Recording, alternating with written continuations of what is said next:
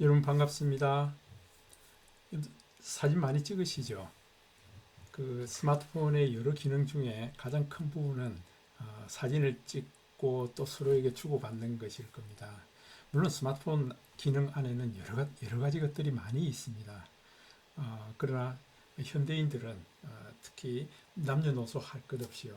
제가 강의를 가보면은 사진을 많이 찍고 또 영상을 많이 찍고 그러시는 분들이 상당히 많습니다. 자, 그래서 오늘은 스마트폰 하나면은 나도 사진 작가다 하는 주제로 여러분들하고 함께 이야기를 나눠보려고 합니다. 먼저 제 소개를 해드리도록 하겠습니다. 저는 현대중공업 캐드개발부장으로 은퇴를 했고요. 지금은 SNS 소통연구소 울산 지부장으로 일을 하고 있습니다. 주로 각 구청이라든지 울산, 부산 소상공인 대상으로 스마트폰 활용에 관한 강의를 하고 있고요. 최근에는 금융연수원이라든지 그다음에 울산광역시, 현대중공업 등 은퇴를 앞두고 있는 분들에게 스마트폰 활용에 관한 그러므로 해서 일상생활과 또 재취업으로 나아가는 그런 은퇴를 앞둔 분들에게 스마트폰을 활용해서 어떻게 하면은 내 일상생활과 업무에 원활하게 응용을 할 수 있을까 하는 그런 부분들을 많이 강의하고 있습니다. 그리고 이제 SNS 소통 연구소를 통해서 책을 많이 쓰게 된대요. 그 중에서 최근에 나온 책이 내 손안의 똑똑한 비서, 스마트폰 활용하기 하는 책인데 이것은 스마트 워크에 관련된 책입니다. 굉장히 인기가 있습니다. 자, 그러면 여러분들과 함께 스마트폰 하나면 나도 사진 작가다 하는 이야기를 여러분들과 함께 하면서 사진은 다 많이 찍으시죠? 그러면은 어떻게 하면은 사진 작가처럼 좋은 사진, 멋진 사진을 찍을 수 있을까 하는 것을 여러분과 함께 이야기해 보기로 합니다. 전체적으로 저는 이렇게 다루고 싶습니다. 먼저는 스마트폰만 있으면 나도 사진 작가다 하는 걸 먼저 다루고요. 그 다음 우리가 찍은 사진을 어떻게 하면은 내 마음에 들게 더 멋지게 표현할 수 있을까 하는 것이 감성 있는 사진 리터칭입니다. 예, 그래서 사진 리터칭하는 방법도 좀 알려드리고 싶고요. 그 다음에 우리가 찍은 모든 사진들은 다 이야기가 있습니다. 그걸 포토 스토리텔링이라 그러는데요.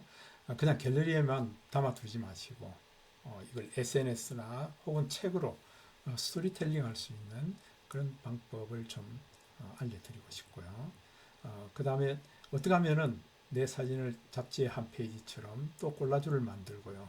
수채화처럼 만들고 하는 그런 사진 합성 부분도 다루려고 합니다. 그래서 오늘은 첫 강의로서 스마트폰 사진 촬영과 편집 과정 중에서 어떻게 하면 스마트폰 사진을 마음에 들게 잘 찍을 수 있을까 하는 문제와 그 다음에 어떻게 하면 찍은 사진을 내 마음에 들게 할 수 있을까, 예, 이걸 다뤄보도록 하겠습니다. 자, 그래서 첫 번째 사진은 스토리텔링이다. 예, 오늘은 특별히 우리가 많이 찍고 있는 사진, 예, 특히 스마트폰 카메라로 찍는 사진, 그 사진들이 어떤 스토리텔링이 있는지 그걸 한번 다뤄보기로 하겠습니다. 자, 우리 갤러리 안에 담겨 있는 모든 사진은 스토리가 있습니다. 내가 찍은 사진, 셔터를 누르는 순간 과거가 돼버립니다. 1초 전의 사진, 10초 전의 사진, 1시간 전의 사진, 한 달 전의 사진, 1년 전의 사진. 우리가 찍은 모든 사진은 과거형입니다. 그 과거형 사진이 갤러리 안에 담겨 있습니다. 근데 그 사진 한 장 한 장을 보면은요, 그 사진에는 어떤 시간이 기록이 되어 있고요, 어떤 공간이 기록이 되어 있습니다. 어디서 찍었는지, 그 다음에 찍고자 하는 사람의 마음의 움직임이 그 안에 표현되어 있다는 것입니다. 그래서 모든 사진에는 이 시간, 공간, 찍고자 하는 사람의 마음이 거기 담겨 있다. 그렇게 보시면 되겠습니다. 제가 책을 한 권 권해드리고 싶었는데요. 이 사토 토미오라는 분이 쓴 카메라는 나이를 묻지 않는다 하는 책인데 이거 굉장히 얇은 책입니다.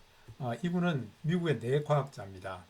알츠하이머 전공하신 분이죠. 오랫동안 알츠하이머만 전공을 했던 분인데 그분이 연구를 해보니까 어떤 사람이 치매 없이 건강하게 사는가 하는 걸 봤더니 사진하시는 부류의 사람들이 가장 치매가 없더라 하는 결론을 얻게 됐습니다. 그래서 이분이 직접 65세 때에 이 도쿄 공예대학 예술학부에서 본격적으로 사진을 전공해서 지금은 사진 작가로 활동하고 있습니다. 이분이 쓴 이 책의 이제 중심 내용은 이렇습니다. 사진 애호가는 항상 젊음을 유지할 수 있다. 실제로 그분 연구한 거 보면은 사진을 하시는 분들은 같은 나이 또래보다도 2, 3년 더 혈류, 피가 더 젊더라는 것입니다. 왜 그럴까 하고 봤더니 여행을 많이 하더라는 거죠. 혼자서도 여행하고요. 그 다음에 부부가 함께 여행하고 마음 맞는 사람끼리 같이 여행을 하면서 이렇게 뭐 맛있는 것도 먹고 그렇게 하겠죠. 그러다 보니까 아주 젊음을 유지할 수 있더라. 그 다음에 사진은 굉장히 자유롭습니다. 사진은 예술 분야의 한 분야이기도 하지만은 다른 분야와 달리 그렇게 많은 제한을 받지 않습니다. 내가 좋으면 하면 되니까요. 그래서 내가 만족할 수 있고 또 내가 만족한 사진들을 다른 사람이 함께 공감해 준다 그러면은 이건 굉장히 자유롭다. 예. 그 다음에 감동을 많이 느낄 수가 있습니다. 셔터를 누르는 순간 또 이렇게 찍은 사진을 보고 감동을 많이 느낄 수가 있고요. 또한 이 사진은 나 혼자 보기 위해서 찍지 않습니다. 가족들과 친구들과 또 SNS 상에 많은 잠재된 친구들과의 그 연결고리를 만들어준다. 이렇게 말씀드릴 수 있습니다. 무엇보다 중요한 것은 가족 사랑을 더 깊게 할 수 있습니다. 특히 남편이 아내를 찍어주고요. 아내가 남편을 사진을 찍어주고 할아버지가 손주, 손녀를 찍을 때에 다른 사람이 찍는 것보다 얼굴 근육이 굉장히 부드러워집니다. 얼굴 근육은 약 한 80개 정도의 근육이 이렇게 서로 유기적으로 표현되게 되어 있는데요. 이 가족이 찍게 되면은 얼굴 근육이 굉장히 부드러워진다는 것입니다. 모르는 사람이 찍을 때는 이 얼굴 근육이 좀 딱딱하고 경직되겠지만은 그래서 가족 사랑을 더 깊게 해주는 것이 이 사진이다. 실제로 제 집사람하고 이렇게 여행을 많이 다니는데요. 예전에는 사진 찍는 걸 굉장히 싫어했었습니다. 그런데 집사람이 지금은 여기 서보세요. 여기가 참 좋습니다. 이러면 언제든지 포즈를 취해 줍니다. 당신이 찍은 사진이 항상 제일 이쁘고 또 제일 젊더라 하는 얘기를 많이 하고 있죠. 그래서 이 5가지를 느낄 수가 있는 책인데요. 아마 여러분들도 한번 주로 뭐 알라딘이라든지 이런 헌책방에서 한번 구입하시면 좋겠습니다. 조금 전에도 말씀드렸지만 모든 사진은 스토리텔링, 이야기를 가지고 있다는 거죠. 그래서 저는 이제 제가 찍은 사진들은 전부 이야기를 다 가지고 있습니다. 그냥 이야기만 가지고 있는 게 아니고요. 여기에다가 직접 책으로 만든 것도 있고요. 그 다음에 이제 SNS 쪽에 이런 글들을 다 올렸습니다. 예를 들어 보면은 요 위험한 외출이라는 주제인데요. 한번 제가 한 사진을 보겠습니다.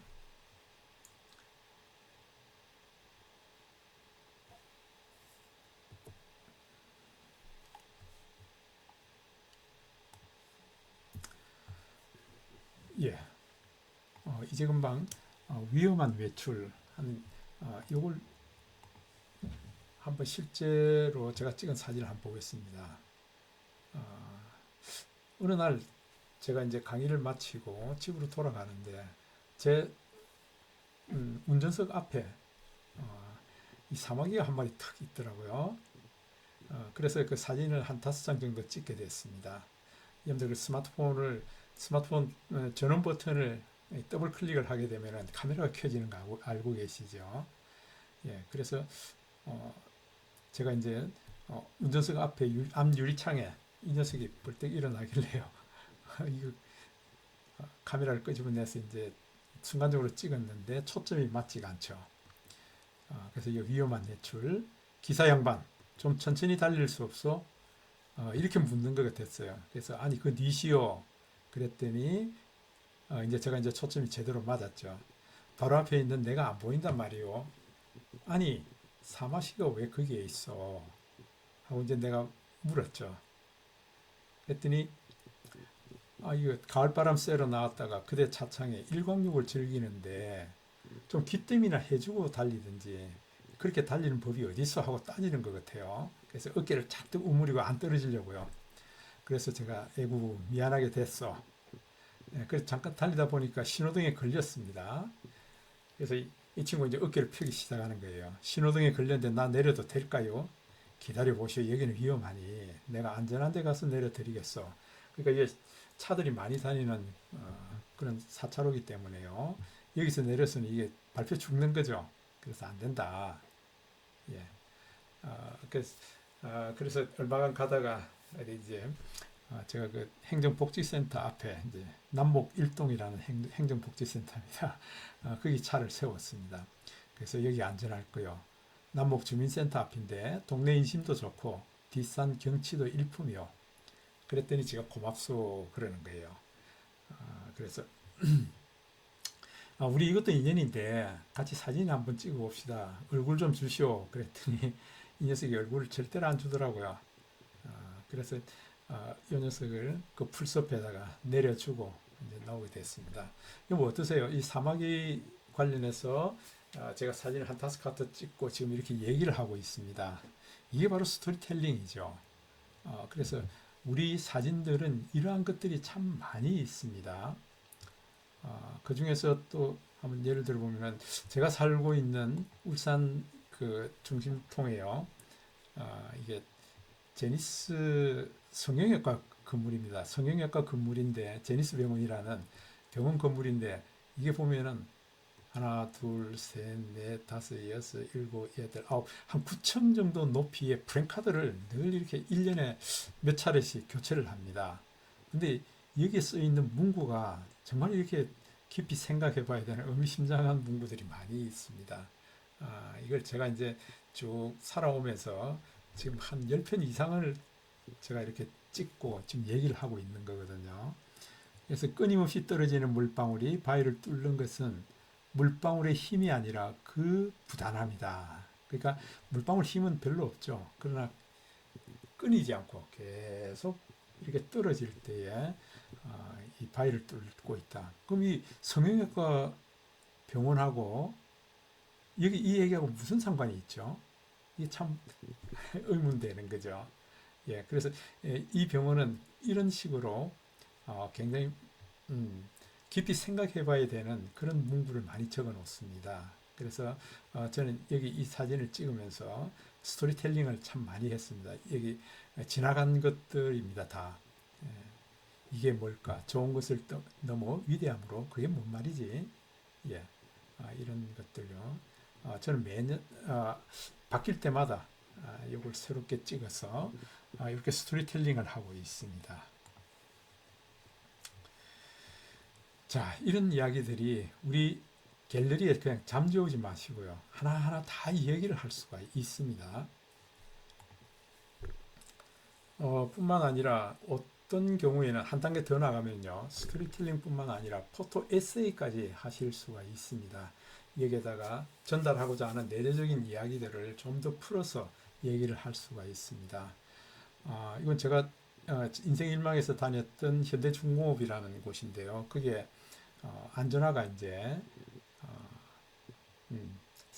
명을 다해서 이제 쓰레기통에 들어간 겁니다. 그래서 이 안전화가 이제는 버려지는 거죠. 근데 마침 제가 스마트폰으로 사진을 찍으면서 여기 한 분이 이렇게 사진에 잡혔는데요. 이분 안전화가 아니죠. 예. 그런데 이제 이 안전화를 통해서 제 얘기를 하고 있는 겁니다. 이제 여기서 얘기를 하고 있는 게 저는 이렇게 얘기합니다. 안전화, 누군가의 삶의 무게를 말합니다. 이 안전화의 주인은 누군가의 아들이기도 하고 또 누군가의 아버지이기도 합니다. 많은 고단한 삶을 이겨내고 아이들을 뒷바라지하며 또 보람으로 일을 했을 것입니다. 그러니까 이 시대 산업 역군이기도 하고 한 가정의 가장이기도 하고요. 때로는 한숨과 소주를 들이키기도 하고 혼자 몸부림치기도 하고 또 당당하기도 했지만 또 한없이 작아지는 자신을 숨기기도 했던 그런 사람의 안전화입니다. 예. 근데 제가 어느 날 보니까 은퇴를 했더라고요. 예. 근데 아마 습관적으로 아침에 일찍 일어나서 머리를 감고 출근 준비를 서두르고 있는 자신을 보게 된 거죠. 예. 이미 은퇴했는데요. 그래서 이 안전화를 통해서 지금 제 얘기를 하고 있는 거예요.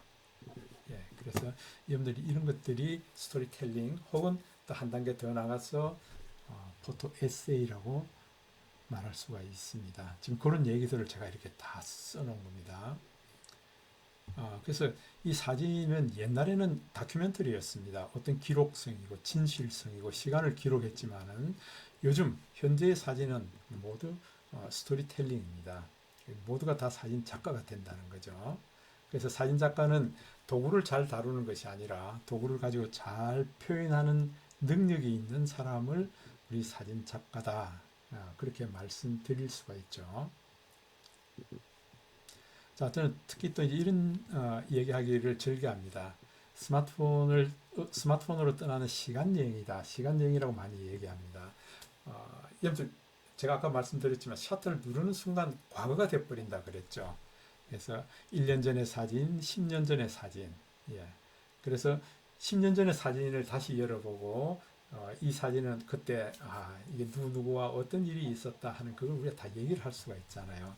그럼 그 10년 전에 이야기가 있었던 그건 우리 스토리였습니다. 스토리가 현재 진행형으로 다시 또 얘기를 할 수 있기 때문에 우리가 이걸 시간 여행을 한다. 그렇게 얘기할 수 있습니다.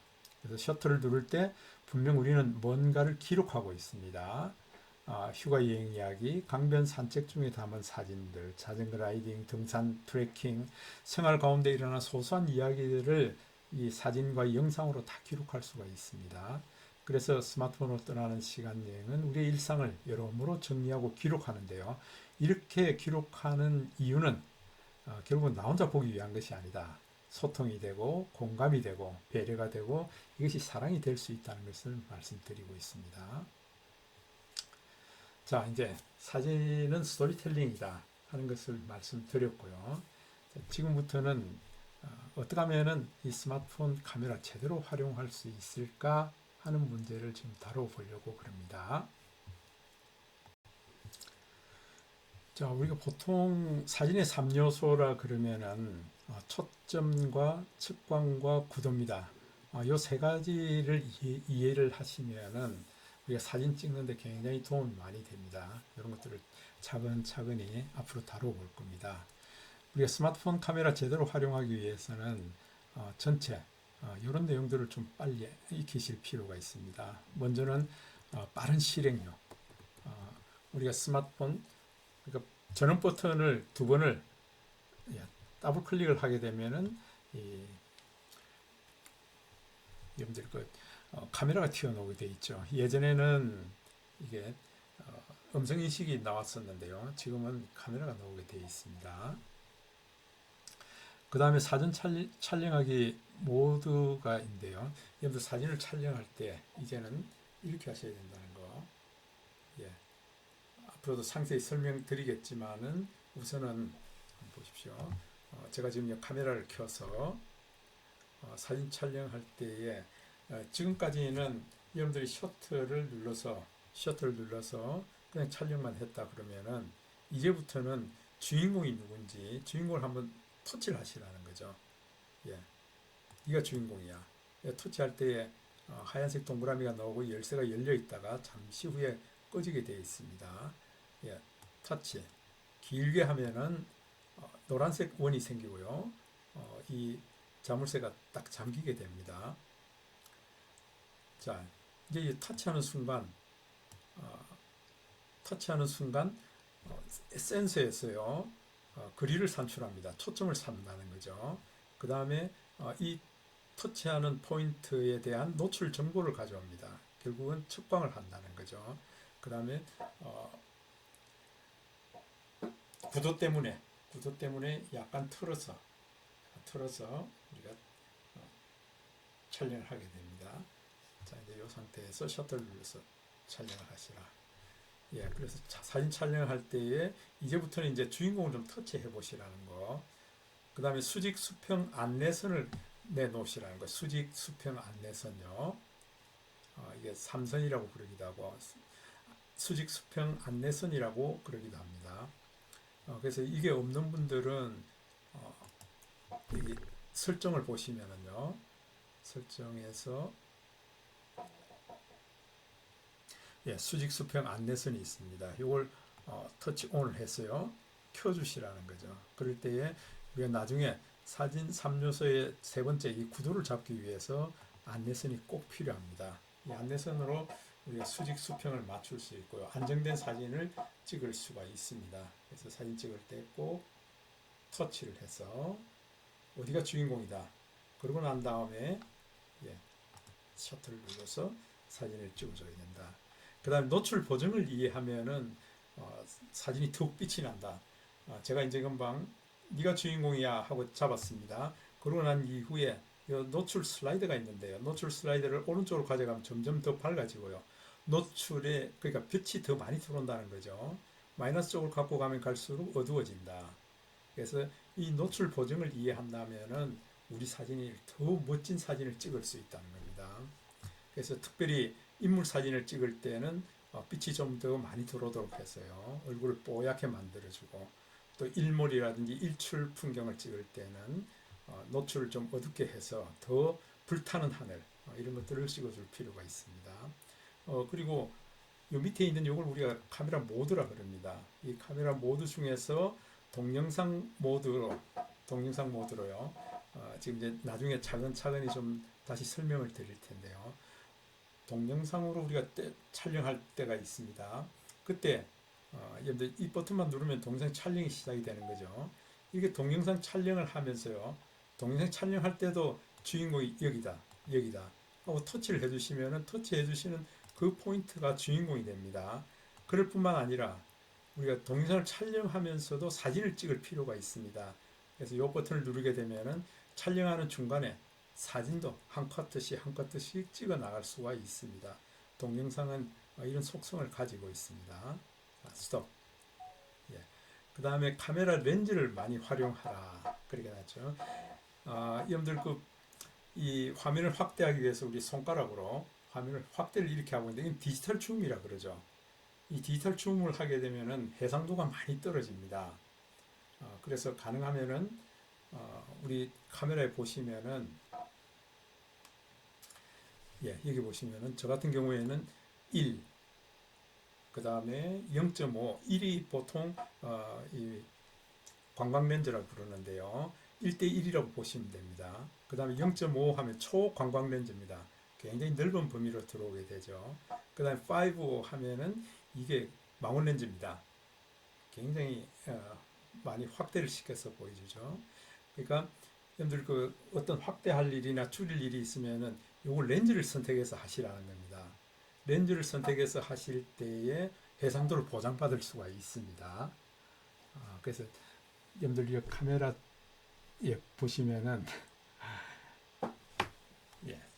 좋습니다. 어쨌건 이 렌즈를 좀 많이 활용해서 하시라. 손가락으로 확대해서 디지털 줌을 하지 말고요. 디지털 줌을 하면은 해상도가 많이 떨어진다. 그 다음에 여러분들 카메라 모드 중에서 인물 사진 모드라고 있습니다. 인물 사진 모드. 이 인물 사진이 여러분 우리가 찍는 그 사진에 대한 깊이를 굉장히 좋게 가져갈 수 있습니다. 다시 말해서 아웃포커싱을 잘 시키는 그런 모드라고 볼 수 있습니다. 그래서 나중에 차근차근히 좀 다시 말씀드리겠습니다. 아웃포커싱을 극대화시킬 수 있는 게 인물 사진 모드입니다. 그 다음에 가능하면은 전문가 모드 혹은 프로 모드를 많이 사용해 보시라. 특히 여기 보시면은 우리가 사진을 찍을 때 프로 모드가 있습니다. 그 사진에 우리가 3요소 중에서 초점을 잡고 측광을 하고 하는 이런 것들이 우리가 일반 사진에서는 지가 알아서 자동으로 해줍니다. 무슨 얘기인가 하니까요. 제가 예를 들어서 일반 사진 모드에서 내가 이걸 주인공을 삼겠다. 터치, 헤드라이트 터치, 이게 주인공이 됐습니다. 그러면은 센서가 나가서 초점도 잡고요. 측광도 해옵니다. 아, 그걸 자동으로 하게 돼 있죠. 그런데 프로 모드에 가게 되면은 프로 모드에서는 이걸 내가 수동으로 해줄 수가 있습니다. 수동으로 해서 다이얼 게이지를 돌려서 내가 초점을 맞출 수가 있죠. 어디에 초점을 맞출까? 초점이 맞은 부분이 녹색 라인으로 생기게 되어 있습니다. 녹색 라인으로 표현해 주고 있습니다. 지금 이제 녹색 라인이 맞은 곳이 초점이 정확하게 맞았다는 것을 얘기하고 있죠. 자, 프로 모드도 좀 나중에 다시 한번 상세하게 말씀드리도록 하겠습니다. 그 다음에 프로 동영상 모드가 있습니다. 사진에서 프로 모드가 있을 뿐만 아니라 프로 동영상 모드가 있는데 이걸로 촬영하게 되면은요, 이 영상에 굉장히 깊이를 줄 수가 있습니다. 보통 일반 동영상에서는 이 프레임 안에 촬영되는 모든 피사체들이 다 정확하게 찍으려고 하는 속성이 있습니다. 그러나 프로 동영상 모드에서는 이 깊이를 제가 다 조절할 수가 있죠. 이게 초점을 맞게 하거나 줄이거나 한번 보세요. 정확하게 초점을 맞출 수가 있습니다. 이걸 내가 다 조절할 수 있다는 거죠. 예.